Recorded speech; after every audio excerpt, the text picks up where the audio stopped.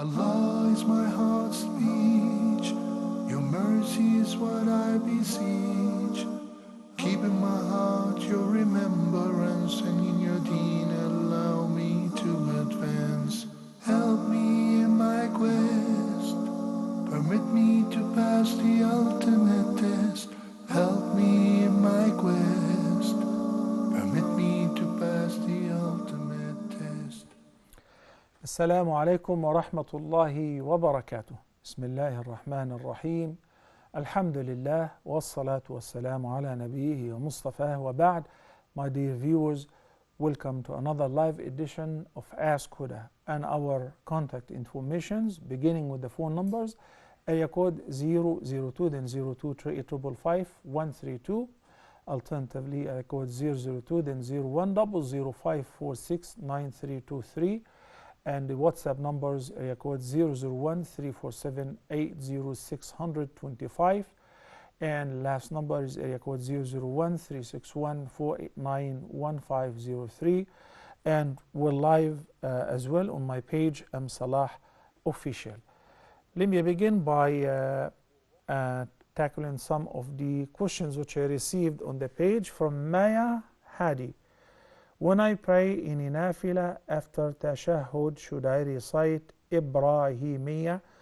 Sister Maya is referring to As-Salatul Ibrahimiyya. It's called As-Salatul Ibrahimiyya because we say Allahumma salli ala Muhammad wa ala ali Muhammad kama sallayta ala Ibrahim wa ala ali Ibrahim.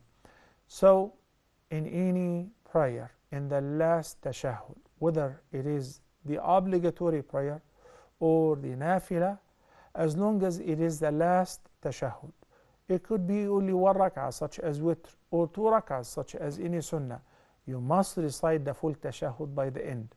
Only in the prayers which consist of two tashahhud, two sittings, one in the middle and one by the end, like Maghrib, Dhuhr, Asr and Isha, you get to recite in the first one at-tashahhud, at-tahiyyat, up to وَأَنَّ مُحَمَّدًا عَبْدُهُ وَرَسُولُهُ.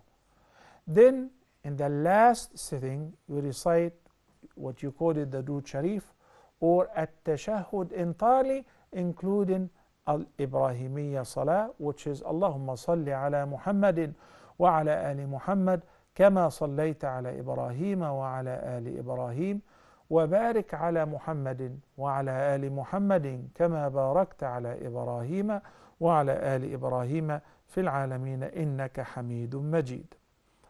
السلام عليكم ورحمة الله وبركاته. Sister Nadia from Canada. السلام عليكم Sister Nadia. Walaikum assalam, Sheikh. How are you? I'm doing great. Thank you for asking. I hope you and your family are doing great as well. Alhamdulillah. My question is the reading Quran for a diseased parents helpful or beneficial? Well, I'm sorry I didn't get your question. Like reading Quran or making a khatam, reading Quran for a diseased parents is beneficial? Okay. Reading the Quran or making khatm al-Quran for a deceased person, is it permissible or not? Okay, any other questions? My friend's her mom is has a OCD. She is have like kind of like depression. And also she wants to know how to deal with her mom, and sometimes she has to like making excuses, something like say telling her a lie about some of the things because otherwise it will be difficult to deal with her, like a small child. That's how she is. But my friends wants to know if she's making she's doing a sin by telling her mom sometime like lying to her. Otherwise her mom is difficult to deal with. Sister Nadia, can you give me an example? Did your friend share with you the like of which, you know, in some cases where she has to lie? Yes, Okay. For example, her mom, when she goes out, because she has OCD, she doesn't want to touch anything. For example, when she comes home, she want to throw her clothes away. So she keeps, like, for example, her clothes, wash it, and lay it for a long time. Then she give her back, like saying, "I bought this for you," because she doesn't remember. She has very severe OCD, very difficult to deal with people, like social. There is no social contact her mom has, but there's too much pressure on my friends. So she's dealing with her, but sometimes some like decision making or something, she has to like telling her something like lie to just deal with her, you know. Okay. Okay, I got your question, Sister Nadia, and may Allah give her shifa. Muhammad from the KSA, Assalamu alaikum. Assalamu alaikum. Wa alaikum assalam wa rahmatullahi wa My barakatuh. first question is there, when we read Quran after Fajr, Sijda is there. We will make the Sijda, and then can we add our dua in it? And can we make this same thing every day for the, like a habit, regularly after Fajr prayer, and we can recite this ayat, make a Sijda and make a dua. It's regular one, daily.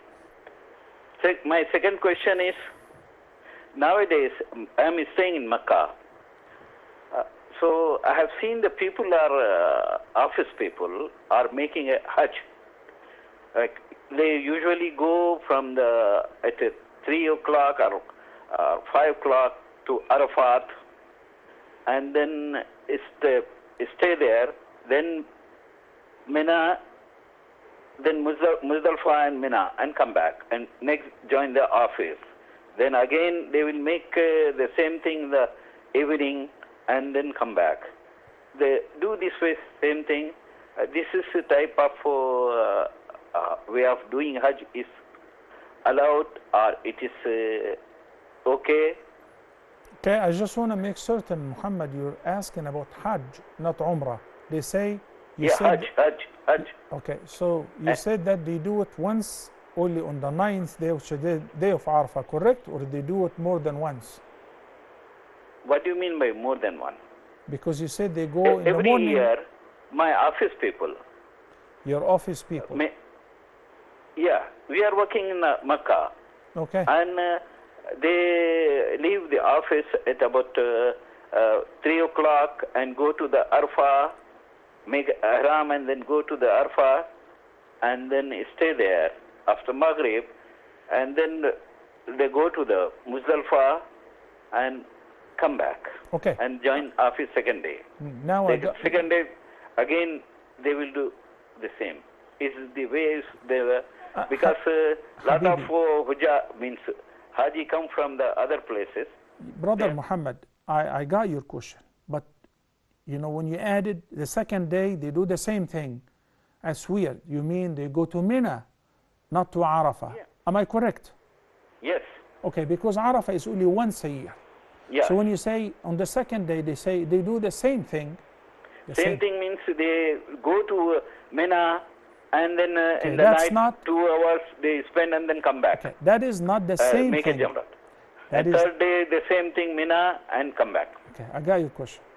But that is not the same thing. Going to Arafah happens only once a year. Okay. You guys heard Muhammad's question, and I may tackle it after this call. Assalamu alaikum. Muhammad from United Kingdom. Assalamu alaikum.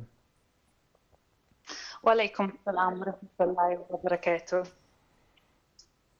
How are you, Sheikh? I'm doing great. Alhamdulillah. Thank you for asking, Sister Muhammad. Alhamdulillah, alhamdulillah. May Allah accept your Hajj, Sheikh, and all the pilgrims who went there as well. Thank you, Sister. Sheikh, I'd like to ask a question first related to Hajj. Alhamdulillah and Shukrallah. This year, my husband was able to go to Hajj and MashaAllah. Alhamdulillah. Congratulations. It was a wonderful experience for him. Alhamdulillah. It was a wonderful experience for him, Sheikh, and also for us, especially for me, because I feel like I was following him. On this note, I'd like to ask Sheikh, as obviously now my husband has been, and I, inshallah, with the call of Allah, would like to go one day. But we have a young family, and we are unable to leave the children with anybody.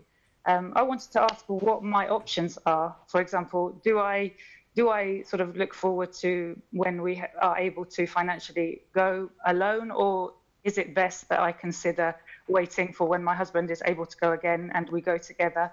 That's question number one, really.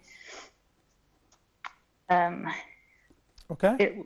Did you get that? Thank you. Okay. Question number two is not related to Hajj. It's a question I've had, a thought I've had in my mind for many years, obviously being a revert. When we pray, Sheikh, and we say the names of Prophet Ibrahim alayhi salam and the Prophet Muhammad sallallahu alayhi wasallam in our prayers, I'm just curious why Prophet Ibrahim, for example, is mentioned in the prayer and no other prophets are mentioned. Just it's a curiosity of mine. Okay. If that is the answer to that question. Okay. Okay. Question number three. How could I best explain the word mahram to a non-Muslim? Up until now, I've sort of it's a man that I can't marry, for example, apart from my husband, and the other ones are members of my family who I'm unable to marry. I'd just like some clarification on that, if there's a better way for me to explain it. Okay. Thank you, sister. And the last question, Sheikh, several months ago, I was getting ready to pray with a sister, and I saw some of her hair at the back of her hijab coming out, and I tucked it in for her, and I said, you know, your hair was showing, and she made the comment to me that the himar that we wear on our heads are just to cover our heads and our chests, and that it doesn't matter if the hair is showing. Can I have some clarification on that? I don't think, obviously, I disagree with that, but I'd just like some clarification on that point, please. Sure. Okay. Jazakallah. Thank you, Sister Muhammad from the UK. Sister Ruby from the USA. Assalamu alaikum. Assalamu alaikum. Can you hear me? Okay. Will you try again? Perhaps try a different number. I'm sure you've been waiting for quite a few minutes. Okay, let me begin by Sister Nadia then. From Sister Nadia from Canada, with regards to the practice of getting together and reciting the entire Quran on behalf of a dead person. This practice is something that neither Prophet Muhammad, peace be upon him, concluded for his own family members who died during his life, because as you know that all his children, with the exception of Fatima, died during his life, and then a bunch of the companions died during his life. So he's never done anything like that. And absolutely, if it was something precious, he would have done it. He would have gathered all the Sahaba in the masjid, or in somebody's house, say everybody is recite the whole Quran or whatever was revealed of the Quran in order to benefit that person. But he didn't. And what he did was, instead, when he buried somebody, he said, "Istaghfiru li akhikum fa innahu al-ana yus'al wa salu Allah lahu at-tathbit."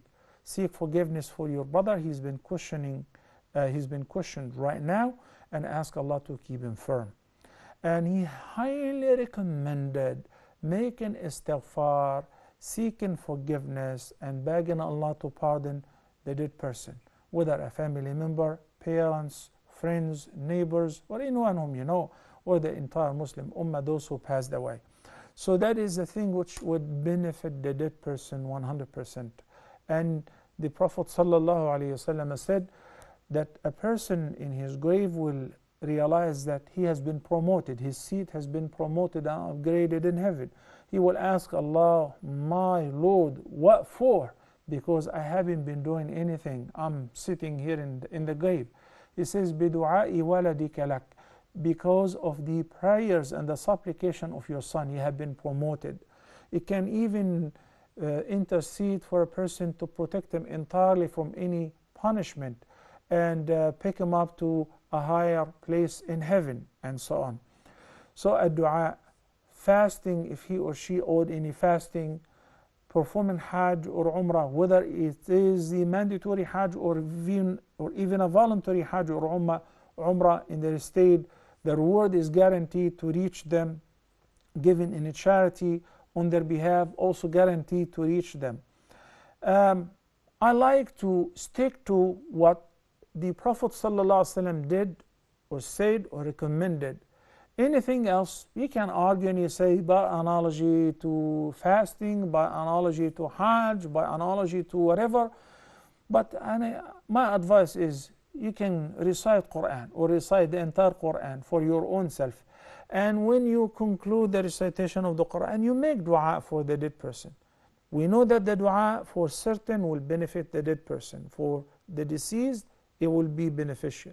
But we don't know, or we know for sure that the Prophet ﷺ did not do this common practice, which is common in Pakistan, in India, in Bangladesh, and many parts of Egypt, getting together, giving everyone a para of the Quran to recite it and say, we made khatm, we finished the whole Quran for the dead person. I believe we all love Prophet Muhammad ﷺ so much so that we would do anything that he used to do. So the question is, how come he didn't figure this out on his own? Or he forgot? Or he did not want to do it for a reason or other? If he did not do it, why don't you just stick to what he approved and recommended? Wallahu ta'ala a'la wa a'lam. Your sister whose mother is having OCD and depression and she's not in the mood, so she has to tell her not the truth. Sometimes she is pardoned in this condition because she doesn't mean to harm her. Like the example you gave, that she's paranoid when she wears any clothes outside. If she thinks that somebody have touched them, she must throw them away. So she tells her mom that she bought the clothes for her. So you phrase this statement in a way that it is not actually a lie, which is called, there is another term for it, tawriyah. Okay? You give her what she wanted to hear, but it's not a lie. So you bought her the clothes in the first place, in the first time, right?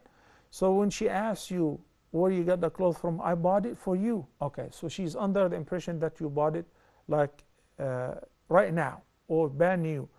Otherwise she wouldn't wear them. It's really, really problematic. So I understand where you're coming from. May Allah give shifa to your mom. Ameen. Assalamu alaikum wa rahmatullahi wa barakatuh. Ruby from the USA. Assalamu alaikum. Wa alaikum assalam, Sheikh. I have two questions. The first one is, do you have any other way that I can contact with you if I have any question that I don't want to ask publicly?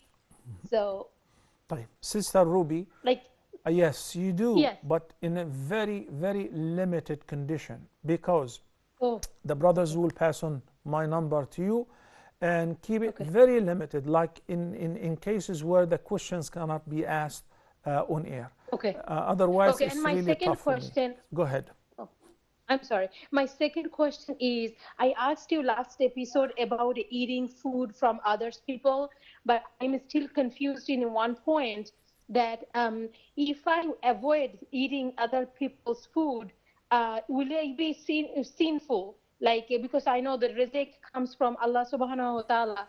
So will Allah will be angry if any food comes in front of me, then I have to ask I avoid that food? Yes, then I have to ask you, Ruby, and why would you avoid eating people's food? People give you a gift. Right, because of some kind of obligation, like because since if we are eating kind of long time from that person, but we cannot return him back the way that satisfied me or whoever is eating. So that's reason if we just try to avoid as much as we could, not completely stopping it because it's a relative. I know that it don't looks good, but as Okay. much as we could. Well, if you don't eat it, your husband, your kids, somebody at home will eat it, or you can pass it on as a gift to others.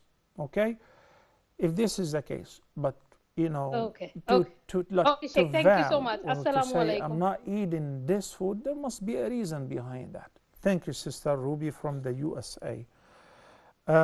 So done with Sister Nadia's question from Canada. Sister Mariam from the UK. Assalamu alaikum. Can you hear me, Sister Mariam? How are you? You sound very Yes, I far can away. hear you, Chef. Can you raise your voice, Mariam, please? Hello. Yes, go ahead. Assalamu alaikum. Wa alaikum assalam wa rahmatullahi wa barakatuh. Sister Mariam. Sheikh, how are you? How are you, Sheikh? I'm doing fine, alhamdulillah. Thank you for asking. What are your questions?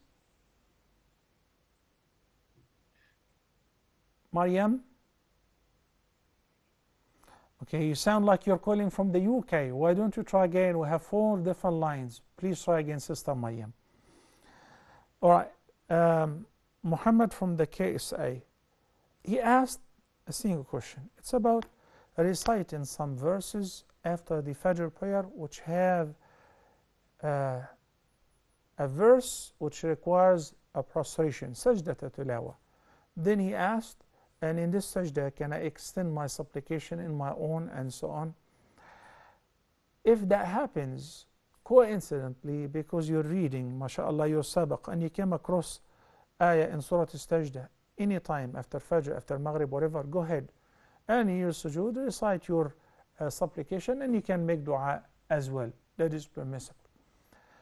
You recited Surah Al-Hajj, and you happen to have 2 sajdas in Surah Al-Hajj. Likewise, go ahead and prostrate yourself, and after saying Subhana Rabbi al-A'la 3 times, you want to say any supplication, you may.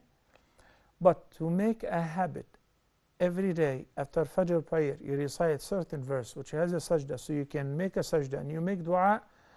Now you're entering into the area of prescribing a new practice, which is not relating to the worship itself. It is prescribed that whenever you recite one of the 15 verses which are distributed throughout the Quran from Al-A'raf to Al-Alaq, where there is sajda, to make sujood, whether in the salah or outside the salah. But after a particular prayer, to do it on a regular basis, that's a new practice. I wouldn't do it.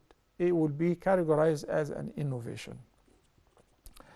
Also, when the Prophet ﷺ said that you are the closest to Allah when you are in the position of sujood, it means in the prayer.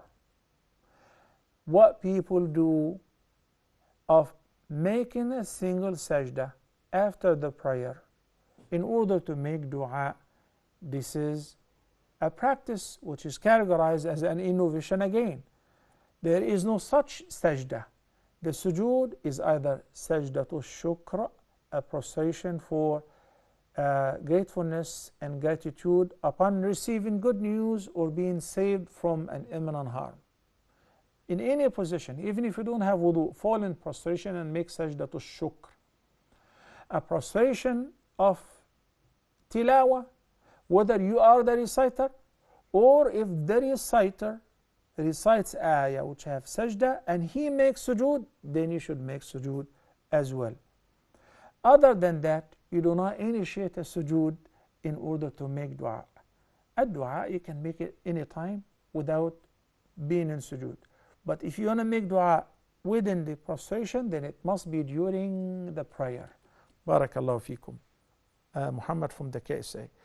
Sister Muhammad from the UK. Her husband, by the grace of Allah, performed Hajj. Alhamdulillah, may Allah accept.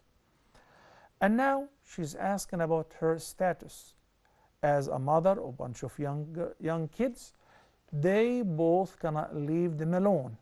So the husband can go or she can go, but one has to stay with the kids. They don't have anyone to look after them. Having this picture in mind, for the time being, you're exempt from doing Hajj. But I love to go.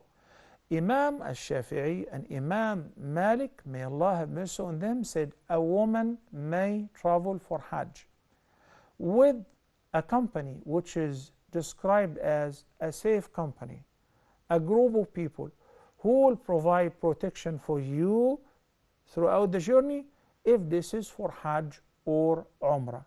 So if you want to take that opinion and go with a travel agent or a group of people like, some family members or relatives or friends you will be traveling with, ladies with their husbands or ladies alone, you can do that for the purpose of Hajj. But as far as the obligation, you're not obliged to perform Hajj until you have your husband or any of the mahram family members to travel with you. She also asked about who's a mahram then. A mahram is a person whom you're not allowed to marry permanently, not because you're currently married. So a cousin is not a mahram. Your own brother, whether blood brother from both parents or from one of the parents, he's mahram because they can never marry. You can never marry any of them forever, permanently, like your dad, like your son, like your brothers, like your uncles. Okay? So if any of them is Muslim and going for Hajj, you can travel with him. Alhamdulillah wa shukrullah. Also, he's a mahram if you're traveling anywhere else, even if they're not Muslims. Okay? But only I'm talking about Hajj because in order for them to visit Mecca and Medina, they gotta be Muslims. May Allah make them all Muslims if they're not. Your brother-in-law is definitely not a mahram. Your brother-in-law is like me exactly. I'm a foreigner to you.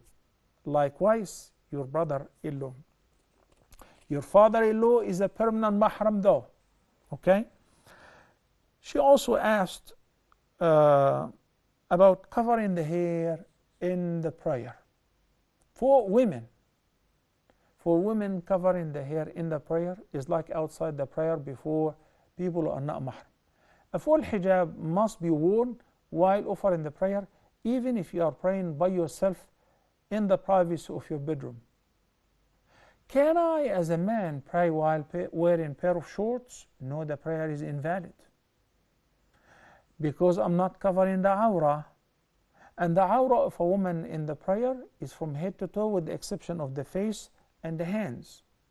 So if the hair is showing, that invalidates the prayer. If she does that deliberately, or if she knows and she doesn't care of that. Okay? I hope inshallah our sisters will take care of that. Wear a proper hijab while offering the prayer. As why in the Durood Sharif we mention the name of Ibrahim, who's the father of the prophets.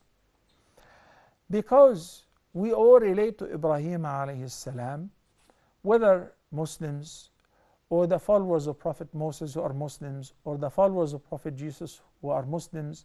Ibrahim alayhi salam is the father of all such prophets. In a sense, Allah subhanahu wa ta'ala qualified him for the prophethood, and he was, as Allah stated in the Quran, he was a nation by himself. He was a nation by himself because he was the only believer on earth. Inna Ibrahim kana ummah.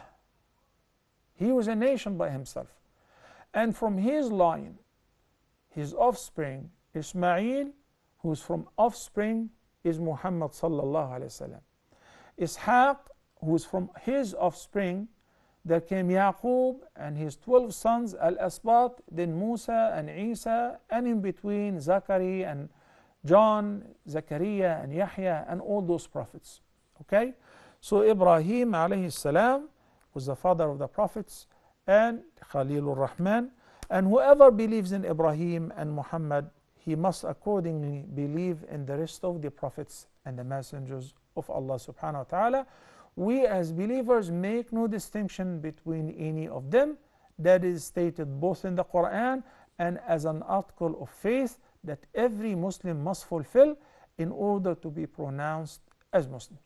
Inshallah, we're going to take a short break and we'll be back in a couple minutes. Please stay tuned. Meanwhile, I will collect your questions from the Facebook page right now. If you have asked any question during this segment, to be answered in the next one, inshallah. Please stay tuned.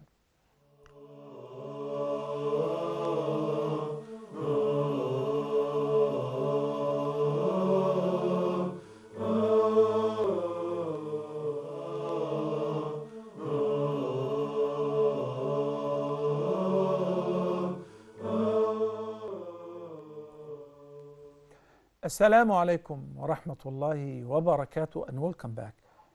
Sister Sabah from Canada, welcome to Ask Huda. Jazakallah khair, Sheikh. Sheikh, like congratulations for your Hajj, and make dua for us that we also make it possible, like a Hajj for us. Inshallah, Yeah, Sister Sabah. May Allah bless you and Sheikh, your just family. I have yeah. Thank you, Sheikh. I have a simple question. Like these days, like it's very common. People are just forwarding one hadith of Rasul Sallallahu Alaihi Wasallam that he once said that treat your children equally, but whenever you do treat them differently, then make sure to treat your daughter better. So I don't know. Somehow I feel that this is not authentic hadith, and I said somebody that I don't think it's authentic.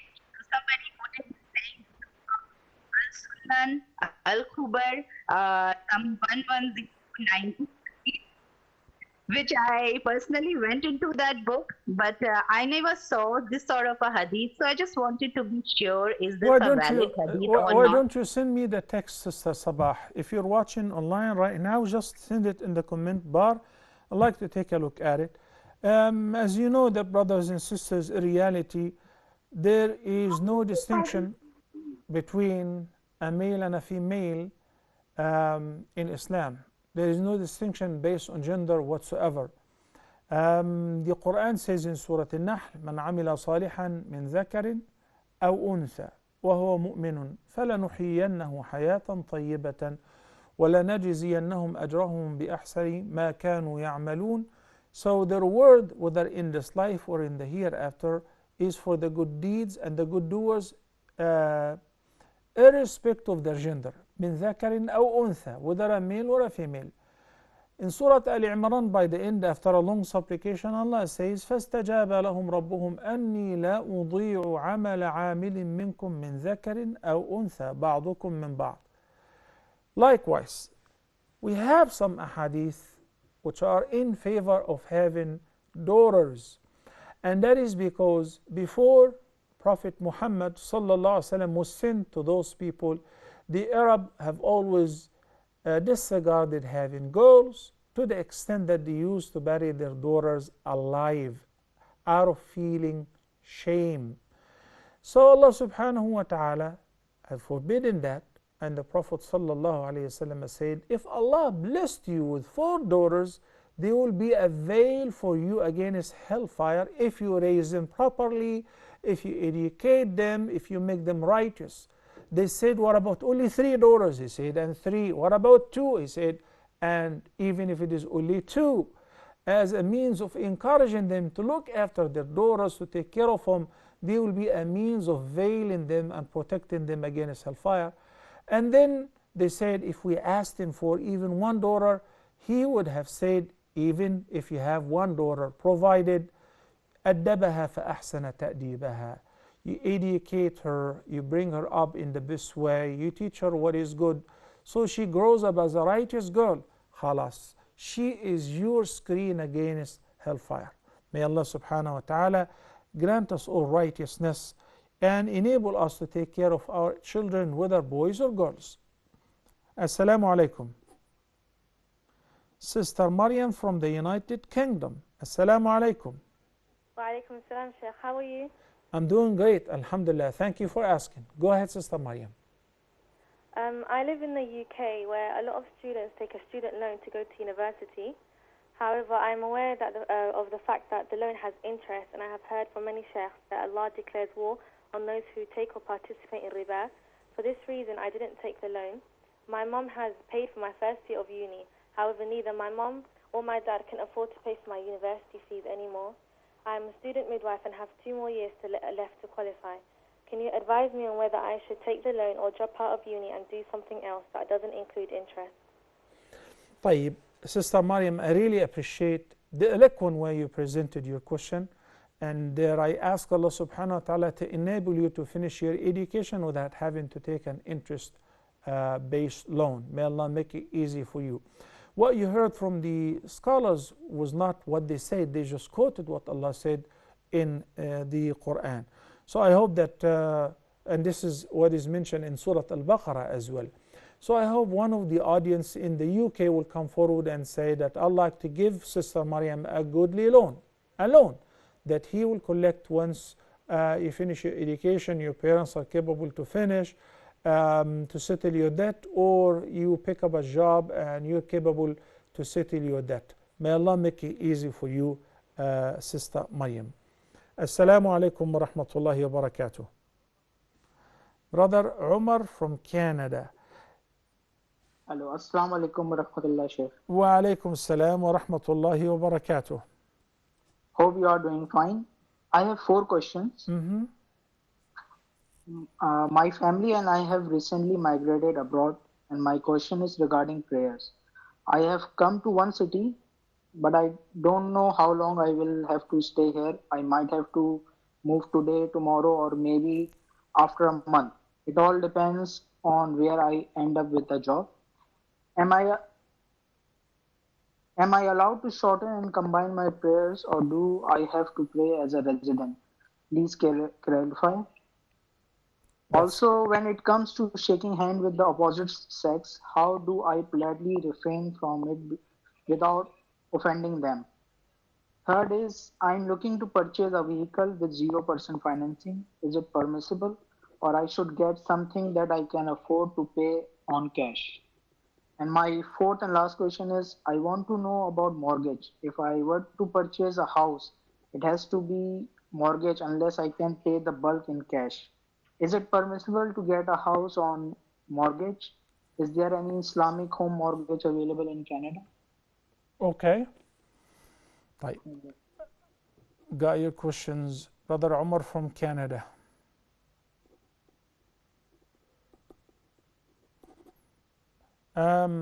Brother Hassan from Sudan. Assalamu alaikum. Wa alaikum salam. Go ahead, Hassan.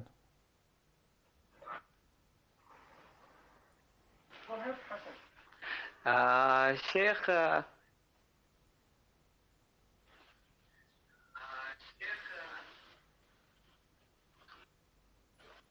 I'm watching Huda TV every day to learn the English. Okay. I'm listening to the Quran, mashallah, alhamdulillah. So, my dear brother, do you have any questions today? Okay. Muhammad from France. Assalamu alaikum. Assalamu alaikum. Hello, assalamu alaikum. Wa alaikum assalam wa rahmatullahi wa barakatuh. Okay, Sheikh, I have a question that about Surah Alaq. So, hello, Sheikh. Yes, I hear you. Hello. Okay. Okay, Sheikh. I have a question about Surah Alaq. It's about the second ayah. It's called Ikra bismi rabbika allazi khalaq khalaqal insana min alaq. So it means humans are Allah subhanahu wa ta'ala said that the humans are made from clot of blood. So one non-believer make a video about this. So we are not made from clot of blood. We are made from semen. So I know there is no mistake in the Quran. So can you please clarify this? So I'll be happy enough if you clarify this. Jazakallah Okay. khair. Muhammad, Okay, this is the second stage, The word alaq is the second stage in the creation of the womb as a human being. But the right order is nutfa, which is a sperm, and the nutfa represents the zygote, which is a sperm and the woman's egg. And then that after the fertilization takes place, it develops into a hanging blood clot in the wall of the womb, and that is called the alaq. Okay, alaqa. Then al-mudgha, then it turns into something similar to a morsel of flesh. Then Allah subhanahu wa ta'ala creates the bones and so on. So there are no errors or anything. As a matter of fact, it goes in harmony perfectly with embryology, which is a recent science, while the Quran was revealed 1400 years ago and more. So the Quran says in more than one position, take for instance in Surah Al-Hajj, Ya ayyuhan nas, O people, in kuntum fi raybin min al-ba'th fa inna khalaqnakum min nutfa. This is what you're referring to, the sperm. O people, if you are doubting the process of al-ba'th, which is resurrection, so let me remind you with your origin, how we created you in the first place, to know that the process of your creation is very simple. Adam was created from turab. Then every human being afterward, after Adam and Eve were created, min nutfah, the sperm. The sperm, not the sperm alone, sperm with the fertilizing the woman's egg. ثم من علقة, that is the second stage, which is al-alaq, the hanging blood clot. ثم من مضغة, then it turns into a morsel of flesh, like a little bite. Okay? Then Allah subhanahu wa ta'ala says, if you skip a few words, ثم نخرجكم طفلا ثم لتبلغوا أشدكم ومنكم من يتوفى ومنكم من يرد إلى أرض للعمر. So this is like, you know, the graph of the entire life cycle of the human being. Okay? So the nutfa, then the alaqa, then the mudgha. Barakallahu feek. Muhammad from France. Umar from Canada. Assalamu alaikum. Muhammad from Germany. Assalamu alaikum. Muhammad. Alaikum salam wa rahmatullahi wa barakatuh, Sheikh.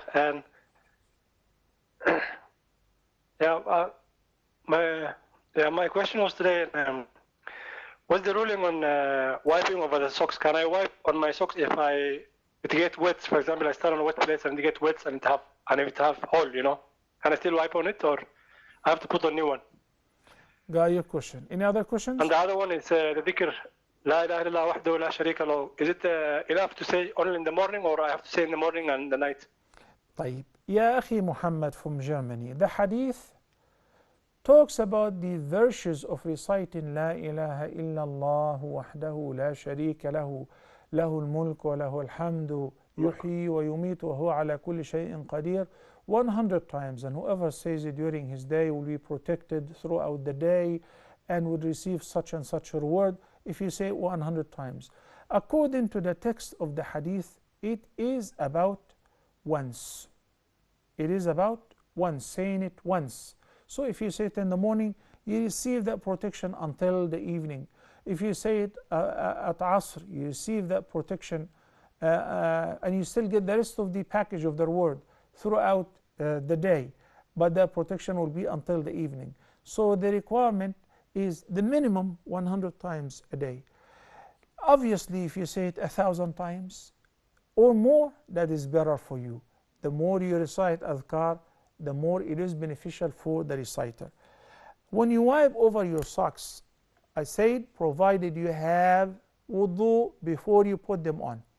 Muhammad's question is, what if they get wet? Like I was walking and they got wet. They got wet with clean water or impure water. Clean water, it's okay. Your wudu is still valid and you can still wipe. It rained and they got soaked with water. It's okay. You wipe on top of these socks, barakallahu fikum, for a resident, a day and night, and for a traveler, 72 hours or 3 days and 3 nights. Umar from Canada.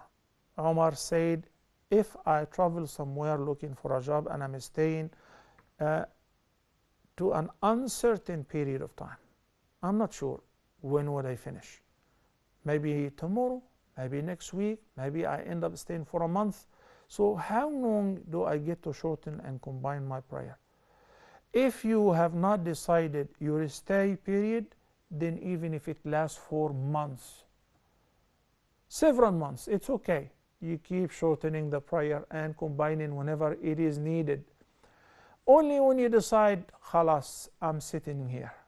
If you decided from day one, I'm staying for 1 week, and you know, so it's more than 4 days, then according to the vast majority of the scholars, you should pray on full from day one, because you already know you're staying for 1 week. But I really don't know. I may finish tomorrow, but it's not done yet. Maybe 3 days later, I stayed, but something else popped up, a new opening, a new interview here and there. As long as you have not decided nor determined how long would you stay, you keep shortening your prayer and enjoy it.